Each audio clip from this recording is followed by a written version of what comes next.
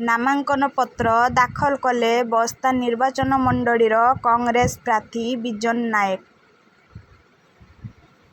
ବାଲେଶ୍ୱର ସଂସଦୀୟ କ୍ଷେତ୍ର ଅନ୍ତର୍ଗତ ବସ୍ତା ନିର୍ବାଚନ ମଣ୍ଡଳୀର କଂଗ୍ରେସ ବିଧାୟକ ପ୍ରାର୍ଥୀ ବିଜନ ନାୟକ ଆଜି ହଜାର ହଜାର ସମର୍ଥକଙ୍କୁ ନେଇ ଆଜି ଉପଜିଲ୍ଲାପାଳଙ୍କ ଅଫିସରେ ନିଜର ନାମାଙ୍କନ ପତ୍ର ଦାଖଲ କରିଛନ୍ତି। ଏହି ଅବସରରେ ବିଜନ ନାୟକ କହିଥିଲେ, ସମଗ୍ର ବାଲେଶ୍ୱର ଦେଖିଲା ଆଜି ଜଣେ ମଧ୍ୟମ ପରିବାର, ଜଣେ ସାଧାରଣ ମଣିଷର ନେତୃତ୍ୱ ଦକ୍ଷତା। ଏ ଲଢ଼େଇ ବିଜନ ନାୟକ ଲଢ଼ୁନାହିଁ, ଏ ଲଢ଼େଇ ଲଢ଼ୁଛନ୍ତି ବସ୍ତା ବାଲିଆପାଟର ଗରିବ, ଖଟିଖିଆ, ଦିନ ମଜୁରିଆ, ଶିକ୍ଷିତ ଯୁବକ ସାଧାରଣ ଜନତା।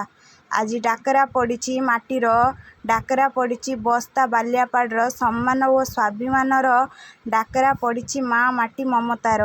ସମଗ୍ର ବସ୍ତା ବାଲିଆପାଳ ଉଠି ଆସିଛି ବାଲେଶ୍ୱର, କଂଗ୍ରେସମୟ ହୋଇଉଠିଛି ବାଲେଶ୍ୱର। ବ୍ୟୁରୋ ରିପୋର୍ଟ, ବାଲେଶ୍ୱର ଖବର।